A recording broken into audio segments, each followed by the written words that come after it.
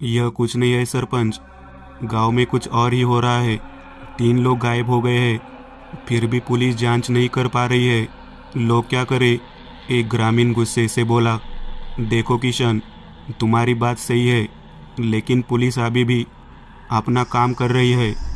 सरपंच शिंदे ने कहा। इतने दिनों में पुलिस को क्या पता चला? क्या आपको उनका साधारण मामला भी मिला है? लोगों की तो बात ही छोड़िए, एक अन्य ग्रामीण बोला। तो आप तुम ही बताओ, क्या करना चाहिए? सरपंच जी, जो कुछ भी हो रहा है लगभग 1-2 महीने के अंतर से हो रहा है।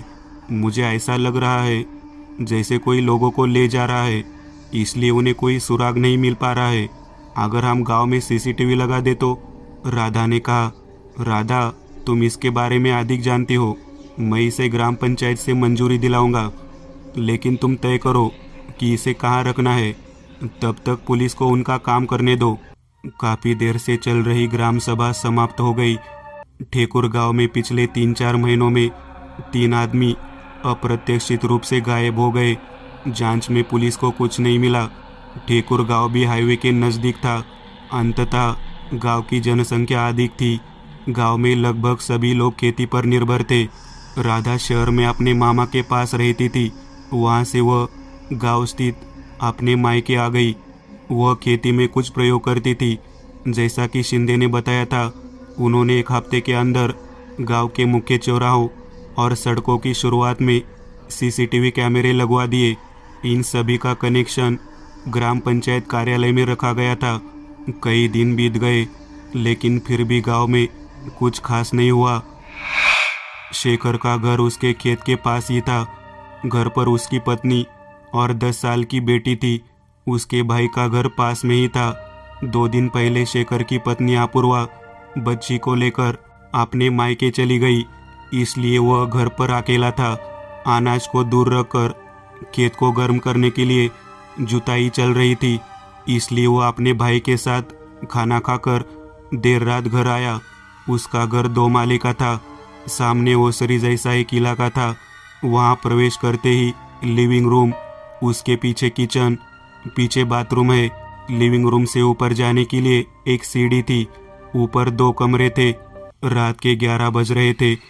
शेखर दिन भर के काम से थका हुआ ऊपर के कमरे में बिस्तर पर लेटा हुआ था। थोड़ी देर बाद उसकी आंख लग गई। अचानक एक आवाज से वह जाग गया और चौंक कर उठ बैठा। उसने देखा कोई घर का दरवाजा खटखटा रहा था। वह वैसे ही नीचे आ गया। उसका घर थोड़ा गांव से बाहर था। चारों ओर डर हमेशा बना रहता था। उसने एक हाथ में कुल्हाड़ी ली और दरवाजे के पास पहुंचा। कौन है भाई? उसने संदेहपूर्वक पूछा। अरे मैं हूँ, दूसरी तरफ से अपूर्वा की आवाज़ आई। वह हैरान था। उसने दरवाज़ा खोला तो सचमुच अपूर्वा खड़ी थी। तुम इस समय यहाँ कैसे? मैं शाम को निकली थी, लेकिन बस रुकने के कारण देर हो गई, उसने अंदर आते हुए कहा। ओह, लेकिन तुम तो 2 दिन बाद आने वाली थी ना, और इतना अचानक? कोई फ़ोन नहीं, कुछ भी नहीं। उसकी आंखें घर के चारों ओर घूम रही थी। अरे, मैं क्या पूछ रहा हूँ? हाँ, क्यों? मैं अचानक आ गई तो क्या हुआ? यह घर मेरा है, तुम इतने चिंतित क्यों हो? जब मैं वहाँ नहीं हूँ तो घर में कोई? क्या अपूर्वा, यहाँ खेत के काम से समय नहीं मिलता और तुम्हारा कुछ भी? ठीक है, रहने दो, मुझे नींद आ रही है, चलो तुम भी। वे दोनों ऊपर आए। कुछ देर बाद शेखर फिर सो गया। रात को अचानक उसकी नींद खुली तो उसे एहसास हुआ कि अपूर्वा आसपास नहीं है। उसने चारों ओर देखा, लेकिन वह कहीं नहीं मिली। उसने कमरे की सारी लाइटें जला दी। उसी समय उसका ध्यान खिड़की पर गया। खिड़की के दूसरी ओर कुछ हिल रहा था। शीशा पूरी तरह से पारदर्शी नहीं था, इसलिए कुछ भी ठीक से दिखाई नहीं दे रहा था। वह कांच के पास आ गया और उसे एक तरफ धकेल दिया। वह डर गया और पीछे हट गया। खिड़की पर एक औरत बैठी थी। उसने अपने दोनों पैर खिड़की के नीचे वाली जगह पर रख दिए। उसके बाल पूरी तरह फैले हुए थे, इसलिए उसका चेहरा साफ नजर नहीं आ रहा था। उसने काली साड़ी पहनी हुई थी। उसके मुंह से निकलने वाली की आवाज़ शरीर में सनसनाहट पैदा कर रही थी। वह घबरा कर नीचे आने के लिए सीढ़ियों की ओर मुड़ा। उसने सीढ़ियों पर किसी को बैठे हुए देखा। ऊपर लगे लाइट की हल्की सी रोशनी वहां तक पहुंच रही थी। वह एक महिला थी और उसकी साड़ी भी काली थी। उसने फिर खिड़की की ओर देखा। महिला अब वहां नहीं थी। उसकी नज़र फिर सीढ़ियों पर गई। महिला वहां सीढ़ियों पर बैठी थी, लेकिन वह कुछ सीढ़ियां ऊपर आ गई। कौन है? उसने कांपती आवाज में पूछा, लेकिन उसकी तरफ से कोई जवाब नहीं आया। उसने कुछ कदम उठाए। जैसे ही वह नीचे उतरा, महिला ने अपना सिर घुमाया और पीछे देखा। अचानक उसके बाल उसके चेहरे से उड़ गए। उसका चेहरा पूरी तरह से काला था, जिससे उसकी पूरी तरह से सफ़ेद आंखें और भी डरावनी हो गई थी। उसका वह अवतार देखकर वह सदमे में आ गया, लेकिन पीछे की ओर बढ़ते समय उसका पैर ऊपर वाली सीढ़ी में फंस गया और वो नीचे गिर गया। सीढ़ियों से गिरने के कारण उसे कोई चोट नहीं आई। वह उठकर बैठ गया। सबसे पहले उसका ध्यान सीढ़ियों पर गया, लेकिन अब सीढ़ी पर कोई नहीं था। तभी उसे अपने पीछे से एक अजीब आवाज़ सुनाई दी। अरे, तुम वहाँ क्या कर रहे हो? उसका ध्यान बिस्तर की ओर गया। अपूर्वा बिस्तर पर थी। यहाँ एक औरत थी।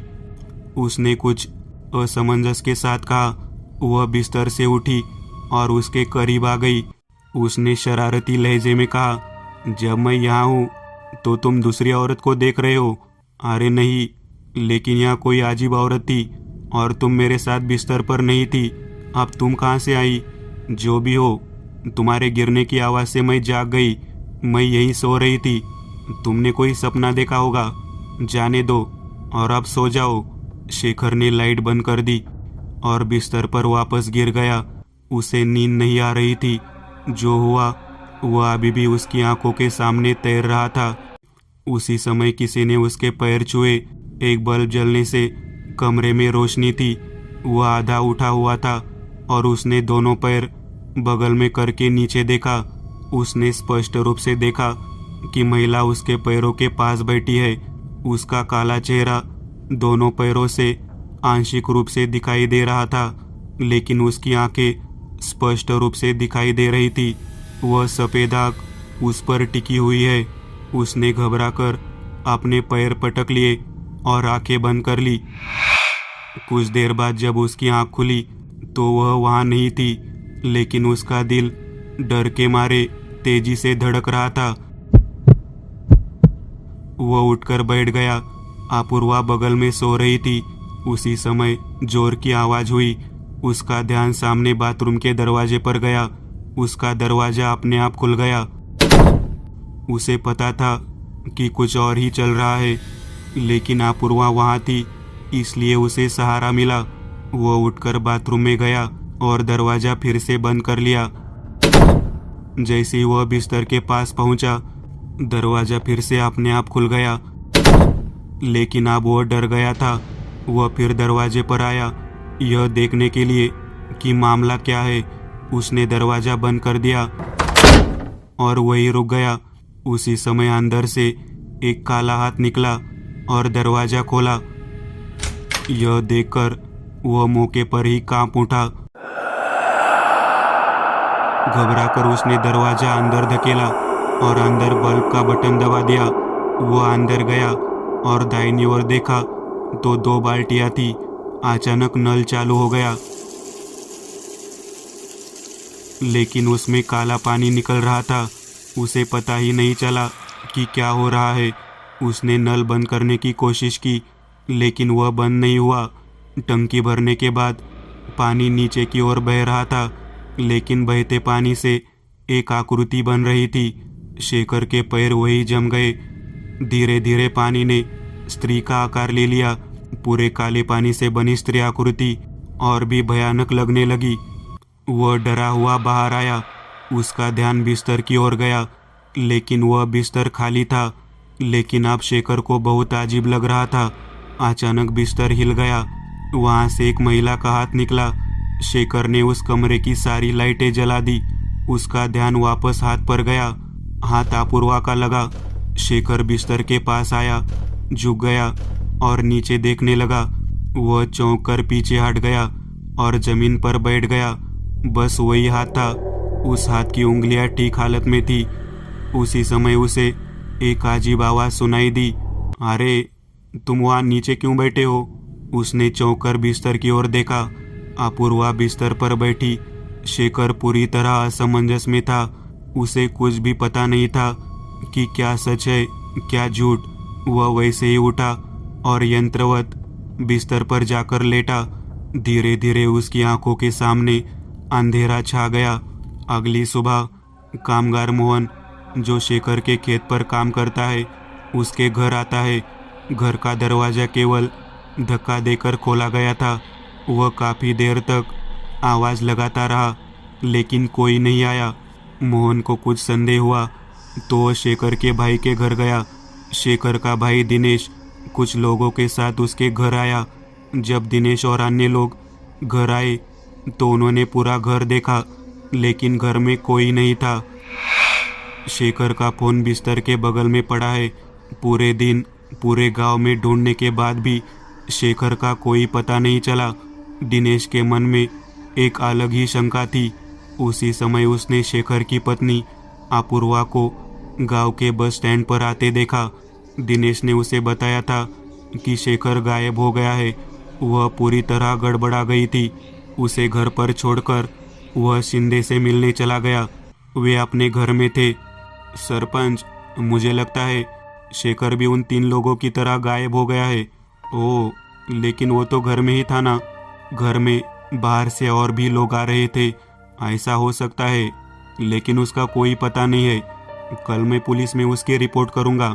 शेखर के लापता होने के 2 दिन बाद लोग फिर ग्राम पंचायत कार्यालय पर जमा हो गए। वहाँ दिनेश भी मौजूद था। राधा, क्या तुम्हें सीसीटीवी से शेखर के बारे में कोई जानकारी मिली? सरपंच ने पूछा।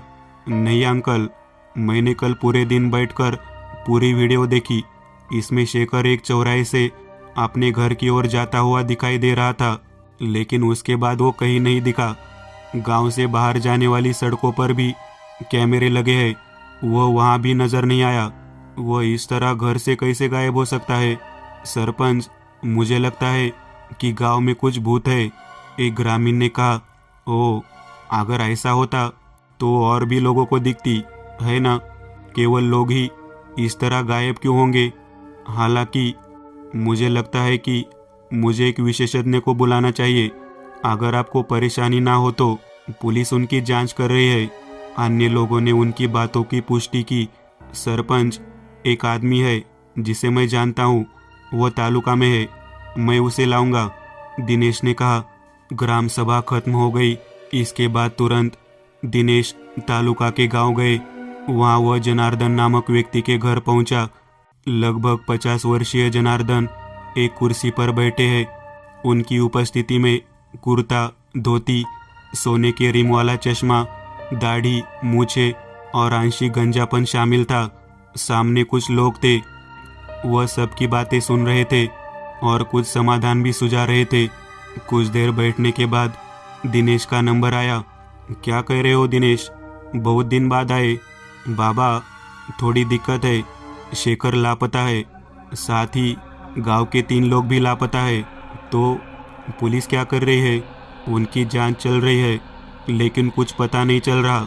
गांव के लोग कहते हैं कि उन्हें किसी जानकार की मदद लेनी चाहिए, इसलिए मैं आपके पास आया हूँ। आपने जो कहा मैं समझ गया। मैं कल आपके घर आऊँगा। देखते हैं कुछ अलग बात है या नहीं। अगली सुबह कुछ खास नहीं हुआ।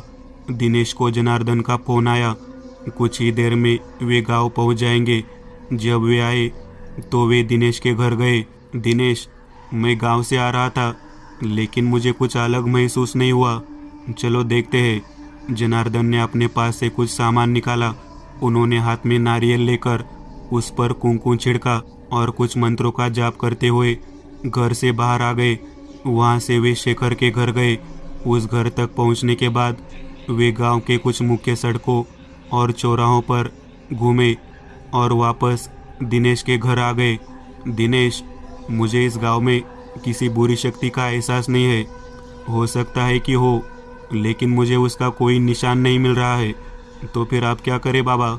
मैंने गांव में एक स्थान पर अभिमंत्रित जल डाला है। यदि कोई बुरी शक्ति वहां आती है तो पानी का रंग बदल जाएगा, लेकिन ऐसा कब होगा कुछ कहा नहीं जा सकता। जनार्दन के जाने के बाद दिनेश अपने काम में लग गया। वह कभी कभी पुलिस से मिलता था। उन्होंने शेखर को दूसरे तरीकों से भी ढूंढने की कोशिश की, लेकिन कोई सूचना नहीं मिली। दिन पर दिन बीते गए, लेकिन गायब हुए लोगों के बारे में कोई जानकारी नहीं मिल पाई। माधव अपने खेत का काम खत्म करके रात को घर आता था। उनका घर और खेत गांव के विपरीत दिशा में थे। देर होने के कारण वह जल्दी जल्दी घर की ओर जा रहा था। तभी उसे पीछे से एक आवाज़ सुनाई दी, माधव रुको। आवाज़ जानी पहचानी सी लगी तो वह वहीं रुक गया। पीछे मुड़कर देखा तो वह मनीषा थी, जो उसके घर के बगल में रहती थी। मनीषा, तुम यहाँ? वह आश्चर्यचकित था, लेकिन उसे देखकर खुश भी हुआ। अरे मेरे वो आज खेत में ही रुकने वाले हैं, तो उनको डिब्बा देने गई थी। बोलते हुए उसकी आंखों में एक अलग सी चमक थी। माधव की शादी को 5 साल हो गए हैं। मनीषा अपने पति के साथ उसके बगल वाले मकान में रहती थी। ओह, मुझे आज खेत से आने में देर हो गई है। अच्छा अब चलो, माधव ने कहा। वह उसके पीछे चल रही थी। वो एक गड्ढे जैसी जगह से गुजर रहे थे। माधव के हाथ में एक टॉर्च है। दोनों ओर महलों की ऊंची ऊंची दीवारें थी। एरिया में कोई और नहीं था। माधव ने पीछे देखा तो मनीषा की कोई आवाज़ नहीं आई। तो कोई सीढ़ीनुमा जगह पर बैठा था। अंधेरा होने के कारण मुझे ठीक से दिखाई नहीं दे रहा था। मनीषा, उसने आवाज़ लगाई, लेकिन उधर से कोई जवाब नहीं आया। वह सीढ़ीनुमा जगह के पास गया। वहाँ एक महिला बैठी थी। उसने काली साड़ी पहनी हुई थी। उसके चेहरे पर बाल थे, इसलिए उसका चेहरा ठीक से नहीं दिखा। उसने उस पर टॉर्च की रोशनी डाली, लेकिन उसने कोई प्रतिक्रिया नहीं की। उसने इधर उधर देखा, लेकिन मनीषा कहीं नजर नहीं आई। आप कौन है? उसने पूछा। उसकी ओर से कोई प्रतिक्रिया नहीं हुई, लेकिन उसी समय उसके हाथ में मौजूद टॉर्च बार बार टिमटिमाने लगी। साथ ही उसके चेहरे के बाल एक तरफ हो गए। उसने टॉर्च की टिमटिमाती रोशनी में उसका चेहरा देखा और घबरा कर पीछे हट गई। उसका चेहरा बिल्कुल काला था और आंखों की पुतलियां बिल्कुल सफ़ेद थी। उसका रूप भयानक था। वह डर के मारे भागने लगा। भागते भागते वह अचानक चौंका, क्योंकि वही औरत उसके सामने सीढ़ीनुमा जगह पर बैठी थी। गड़बड़ाकर उसने इधर उधर देखा। वह उसी हॉल में था, लेकिन वह विपरीत दिशा में भागा। उसे खुद समझ नहीं आया कि वह वापस हॉल के मुंह तक कैसे आ गया। उसके हाथ में टॉर्च अभी भी बार बार टिमटिमा रही थी। उसने टॉर्च को महिला की ओर घुमाया। उसकी नज़र उसके बालों के माध्यम से उस पर टिकी थी। टॉर्च की रोशनी से उसकी आंखें चमक रही थी।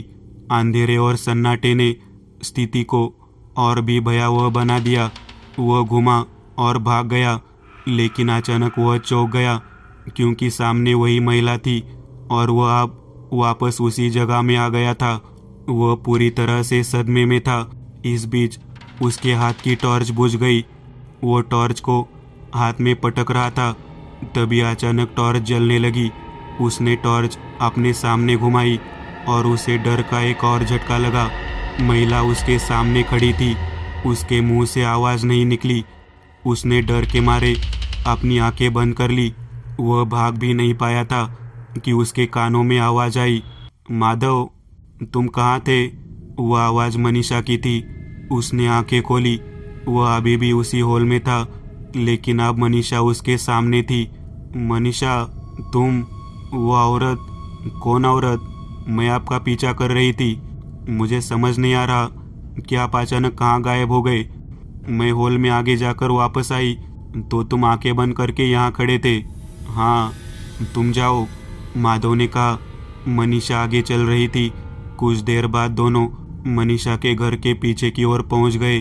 मनीषा ने रुककर पीछे मुड़कर माधव की ओर देखा और मुस्कुराई।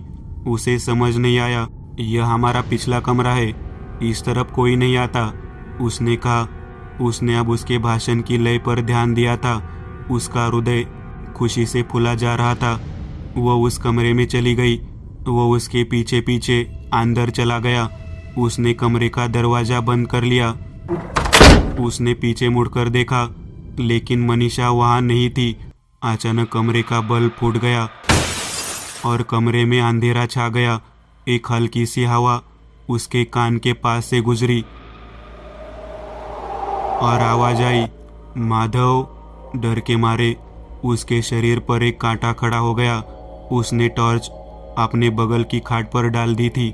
वह उसे ढूंढने का अनुमान लगा रहा था। उसी समय उसे अपना हाथ किसी चीज पर मंडराता हुआ महसूस हुआ। उसने उंगलियों की सावधानीपूर्वक जांच की। वो एक महिला का पैर था। उसका हाथ उसकी कमर पर गया और वो डर के मारे पीछे हट गया। उसका पैर किसी चीज पर पड़ गया। उसे एहसास हुआ कि यह एक टॉर्च थी। उसने टॉर्च उठाई, उसे चालू किया और खाट पर डाल दिया। टॉर्च की रोशनी पड़ी और उसे काले पैर दिखे। धीरे धीरे उसने टॉर्च उठाई। वही काली साड़ी पहने औरत बैठी थी। उसका एक पैर मुड़ा हुआ था और दूसरा पैर खड़ा था। वह धीरे धीरे अपनी टॉर्च उसके पेट से उसके चेहरे तक ले गया। अब वह उसका चेहरा अच्छी तरह से देख सकता था। काले चेहरे पर वह सफ़ेद आंखें भयानक लग रही थी। वह पूरी तरह से थक चुका था। वह चीखना चाहता था, लेकिन कोई आवाज़ नहीं निकली। उसके पैर जगह से हिल नहीं रहे थे। उसकी आंखों के सामने धीरे धीरे अंधेरा छा गया। अगले दिन माधव की पत्नी ने उसे पूरे गांव में खोजा, लेकिन माधव कहीं नहीं मिला। गांव वालों को अंदाज था कि माधव के साथ क्या हुआ है। जैसे पहले 4 लोग गायब हुए थे, माधव भी वैसे ही गायब हो गया। सरपंच और दिनेश उस जनार्दन से मिलने गए। अगले दिन जनार्दन वापस गांव आ गया। जहां उन्होंने पानी छिड़का था, वहां कोई परिवर्तन नहीं हुआ। मुझे लगता है कि यह कुछ अलग है। मेरे पहचान के एक गुरुजी है जिन्हें मैं जानता हूँ। वह पुणे में रहते हैं। मैं उन्हें आमंत्रित करूँगा। वह समझ जाएंगे कि यह क्या है। कौन? सरपंच ने पूछा। अगली सुबह एक कार दिनेश के घर के सामने रुकी। उसका सामने का दरवाज़ा खुला और एक दंत बाहर निकले। पीछे से केशव और जनार्दन उतरे। दिनेश, ये एक दंत, मैंने उन्हें पहले ही बता दिया है कि क्या हुआ था, इसलिए वो देखेंगे कि आप क्या करना है। ऐसी चीज़ों के बारे में उनका ज्ञान बहुत बड़ा है, जनार्दन ने कहा और वो वापस चला गया। कुछ देर बाद सरपंच भी वहाँ आ गए। वहाँ सभी लोग बातें कर रहे थे। बताओ सरपंच, क्या गायब हुए ये सभी लोग एक दूसरे के रिश्तेदार थे? नहीं, वे सभी अलग अलग घरों से हैं, लेकिन फिर वे महीने की उसी तारीख को गायब हो गए। यह भी एक जैसा नहीं है, तारीखें अलग अलग है। क्या तुम्हें वो तारीखें याद है? हाँ, जनवरी से प्रत्येक माह की क्रमशः 10, 9, 8 तारीख को। एक दंत ने कैलेंडर ले लिया। इस पर तारीखें देखते हुए उन्होंने बीच में कहा, यह पैटर्न है। क्या हुआ एक दंत? केशव ने पूछा। वे सभी अमावस्या से एक दिन पहले गायब हो गए, लेकिन आप कैसे जानेंगे कि वास्तव में इसका कारण क्या है? केशव ने पूछा। इसमें गायब हुए 4 लोग घर के बाहर से गायब हो गए, लेकिन हो सकता है कि शेखर अपने घर से गायब हो गया हो। पिशाच वेद के जरिए हम पता लगा सकते हैं कि उस घर में क्या हुआ था। एक दंत, केशव और दिनेश शेखर के घर आते हैं। घर में उनकी पत्नी अपूर्वा थी।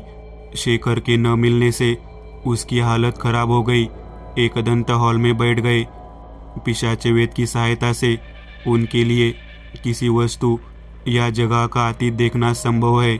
उन्होंने पिशाच वेद को अपने सामने रखा और उस पर हाथ रखकर अपनी आंखें बंद कर ली। काफी देर बाद उसने आंखें खोली। क्या हुआ एक दंत? केशव ने पूछा। केशव, कुछ समझ नहीं आया। मेरा मतलब है, देखो, उस दिन शेखर घर आया था, तभी अपूर्वा की आवाज़ आई और उसने दरवाज़ा खोला, लेकिन उसके बाद कुछ दिखाई नहीं दिया। क्या? लेकिन मैं मायके गई थी, यहाँ कैसे? अपूर्वा लगभग चिल्लाई। वो तुम नहीं थी अपूर्वा, कुछ अजीब था, यहाँ तक कि पिशाचवेद भी इसे नहीं देख सकता। आप क्या करें एकदंत? केशव ने पूछा। राधा को बुलाओ, देखते हैं उसने सीसीटीवी में क्या देखा।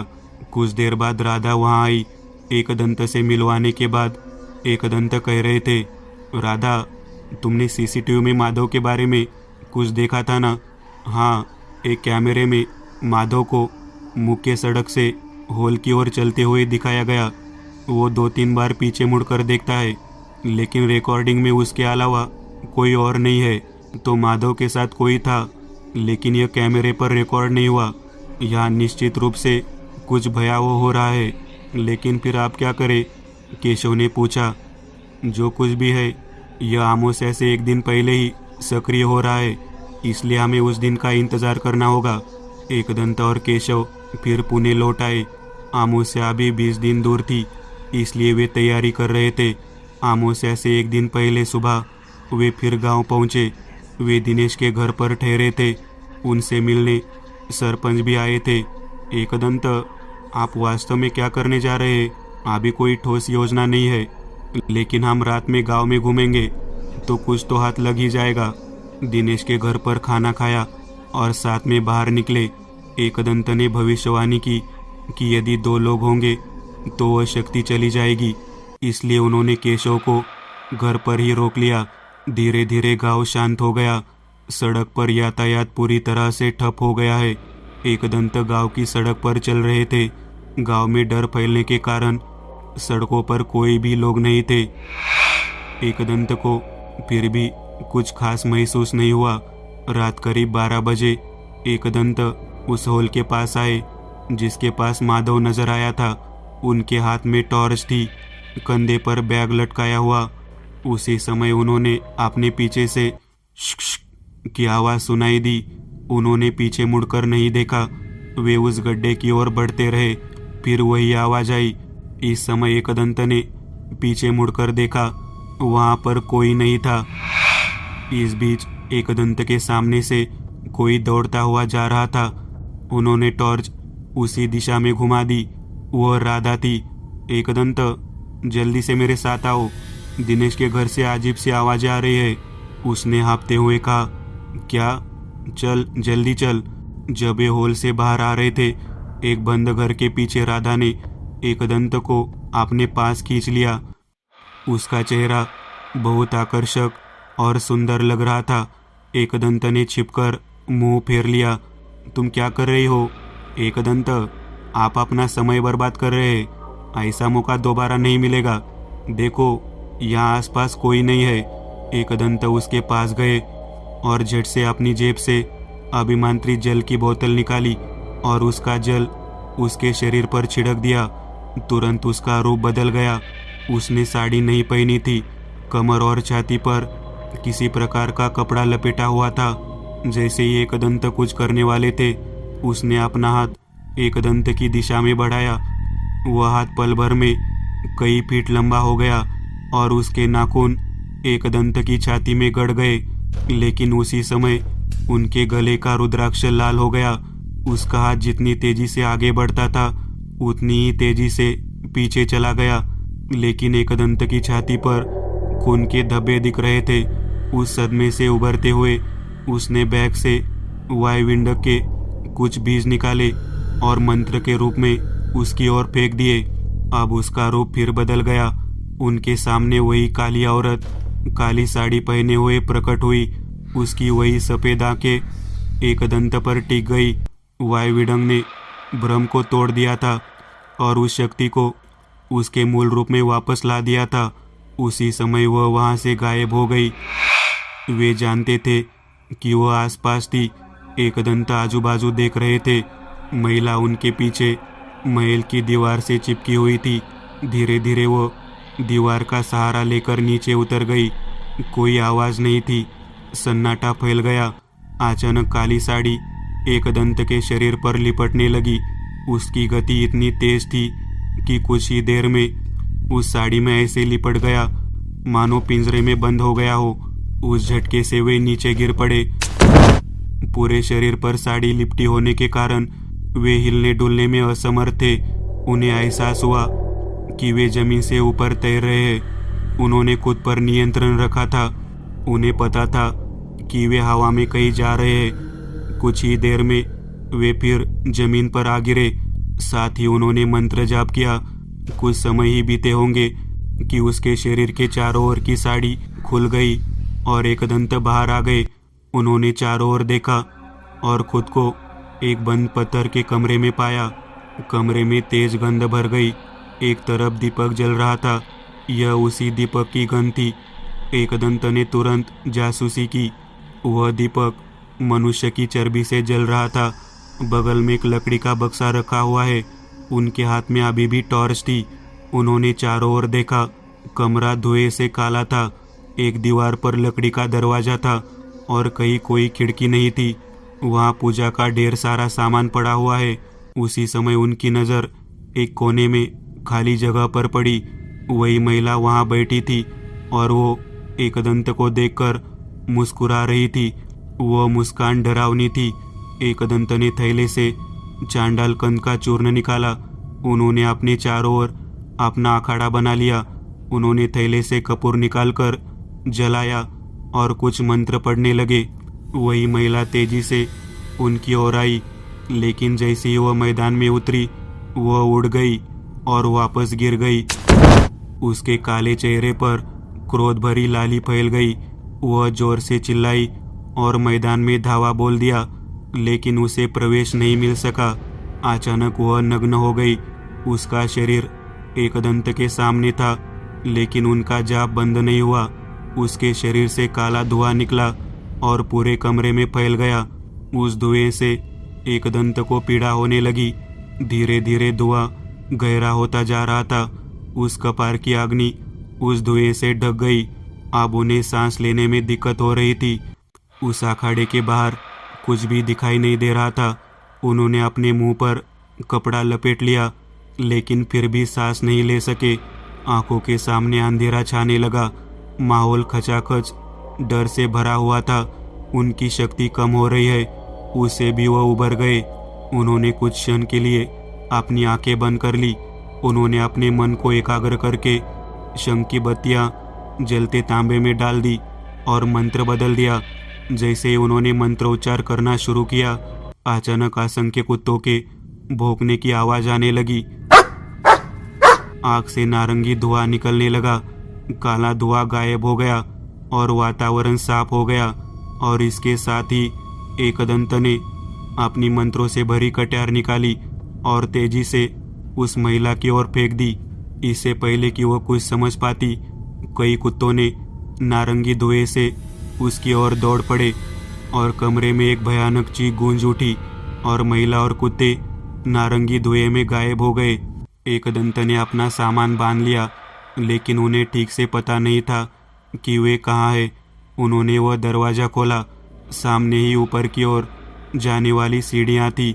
वे वहाँ से ऊपर आए। ऊपर एक और दरवाज़ा था। जब वो अलग हुआ तो वे रसोई में थे, लेकिन उन्हें समझ नहीं आया कि वे किसके घर में है। उन्होंने केशव को फ़ोन किया, मैं तुम्हें अपनी लाइव लोकेशन भेज रहा हूँ, तुम और दिनेश तुरंत यहाँ आ जाओ। उसके बाद जब उन्होंने घर के चारों ओर देखा तो उन्हें दीवार पर एक फ़ोटो दिखी। वह फ़ोटो राधा की थी। एकदंत के मन में शंका उत्पन्न हो गई। उन्होंने पिशाच वेद निकालकर अपने सामने रख लिया। उस पर हाथ रखकर उन्होंने अपनी आंखें बंद कर ली। कुछ देर बाद उन्होंने आंखें खोली। उनके पीछे केशव और दिनेश खड़े थे। एकदंत, आप यहाँ ध्यान में क्यों बैठे थे? केशव ने पूछा। एकदंत यह कहकर वापस मुड़ गए कि वे घर जाकर बताएंगे। उनकी छाती से निकले खून से कुर्ता आधा भर गया था। एकदंत, तुम्हें ये क्या हुआ? केशव ने चिंतित होकर पूछा। ओह, मैंने तुमसे कहा ना, सब कुछ बताऊंगा। आप चलो, पहले इस बारे में कुछ करते हैं। एकदंत, पास में ही एक हॉस्पिटल है, चलो वहाँ चलते हैं। तुम राधा के घर कैसे पहुँचे और राधा कहाँ है? किसी ने उसे नहीं देखा? दिनेश ने पूछा। दिनेश, यहाँ ऐसी भयावहता हो रही है जिसकी आप कल्पना भी नहीं कर सकते। तृष्ण पिशाच, यह क्या है?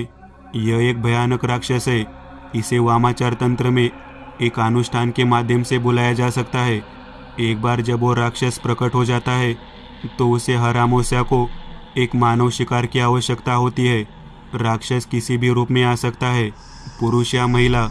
यदि राक्षस स्त्री रूप में है तो उसे एक पुरुष की शिकार की आवश्यकता होती है और वो शिकार राक्षस अपने साधक के शरीर के माध्यम से प्राप्त करता है।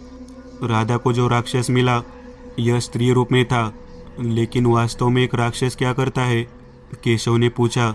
यह साधक को अमर बना देता है। जब तक वो राक्षस है, साधक जीवित और शाश्वत रहता है। यह साधक की कुछ इच्छाएं भी पूरी करता है, लेकिन इसका राधा से क्या लेना देना?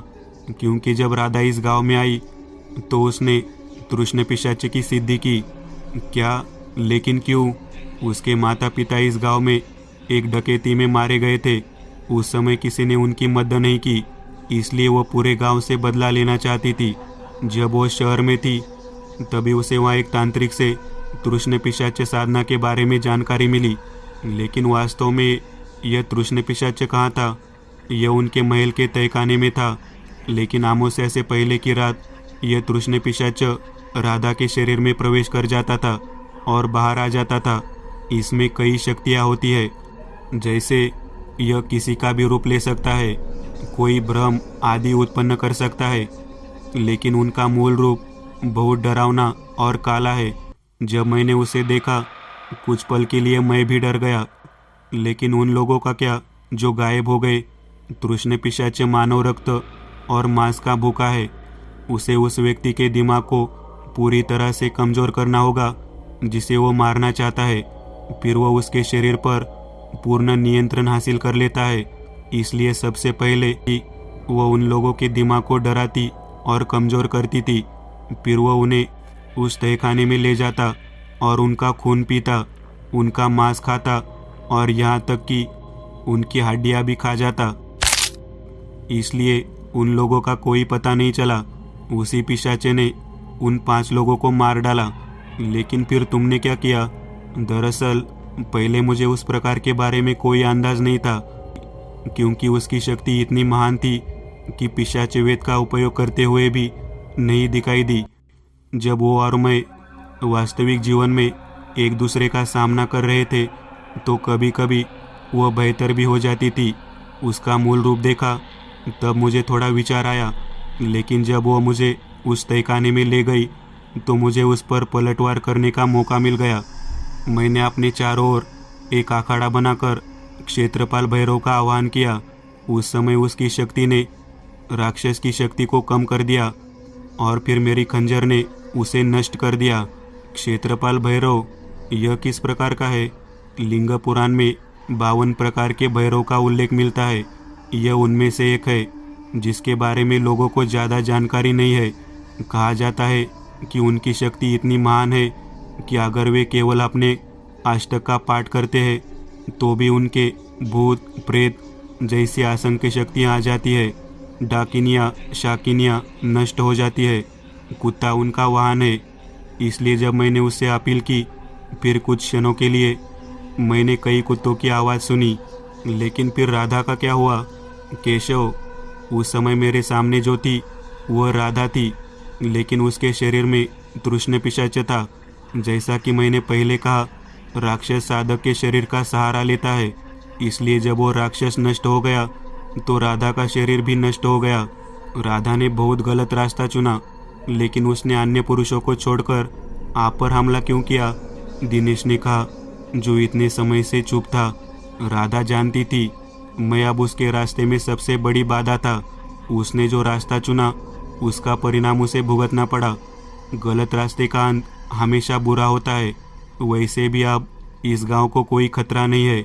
एकदंत, आपने बहुत बड़ा संकट दूर किया। यह ऐसा संकट था कि आम आदमी इसकी कल्पना भी नहीं कर सकता था। सरपंच ने कहा, अब उस तहखाने को बंद कर दो और उसके स्थान पर एक मंदिर बनाओ। वह स्थान शुद्ध हो जाएगा, एकदंत ने कहा। एक दिन आराम करने के बाद एकदंत पुणे की ओर चल दिए, लेकिन उनकी यात्रा हमारे साथ जारी है, आज्ञात की ओर।